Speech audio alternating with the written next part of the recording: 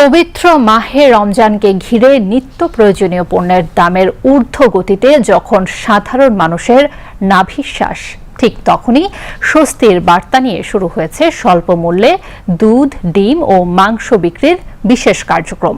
রাজধানী সহ বিভিন্ন এলাকায় এমন উদ্যোগে কিছুটা হলেও স্বস্তি ফিরেছে নিম্ন ও মধ্যবিত্তের মাঝে। বিস্তারিত আলাউদ্দিন মজুমদারের প্রতিবেদনে।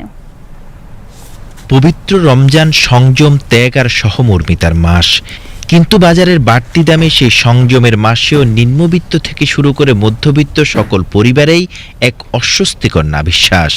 ঠিক এমন সময় মানবিক উদ্যোগ নিয়ে এগিয়ে এসেছে সরকার ও সংশ্লিষ্ট কর্তৃপক্ষ।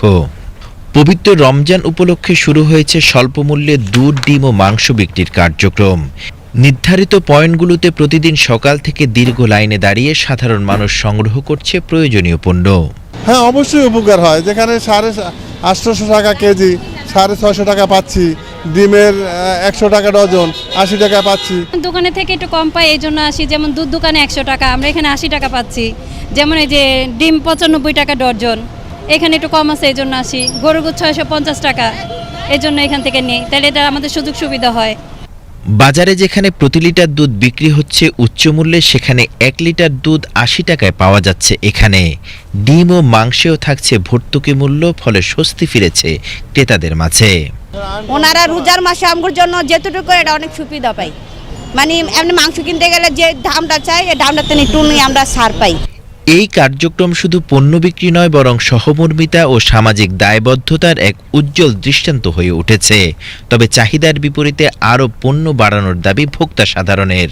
আমরা গরিব মানুষ, কম পাই আমরা যাই, আরো বাড়াই আনতে হইব, না আনলে আমরা গরিব মানুষ পাবো কই? এই যাইছি এখন দুধ পাই নেই। আয়োজকরা বলছে রমজান জুড়ে এই কার্যক্রম অব্যাহত থাকবে এবং চাহিদার বিপরীতে বিক্রয় কার্যক্রম আরো বাড়ানো যায় কিনা সেটির দিকেও দৃষ্টি রয়েছে কর্তৃপক্ষের। বাড়ায় দেয়, এমনি তো বাড়া দেয়, তার পরিমাণ আপনার গরু আর দুধের উপরটা রাস্তা একটু বেশি চলে আর কি, মুরগিটা কম চলে। রমজানের চেতনায় উদ্বুদ্ধ এই উদ্যোগ নিঃসন্দেহে প্রশংসার দাবিদার। সাধারণ মানুষের স্বস্তি নিশ্চিত করতে এমন মানবিক কার্যক্রম সত্যি সময়োপযোগী ও কার্যকর বলছেন সাধারণ মানুষ।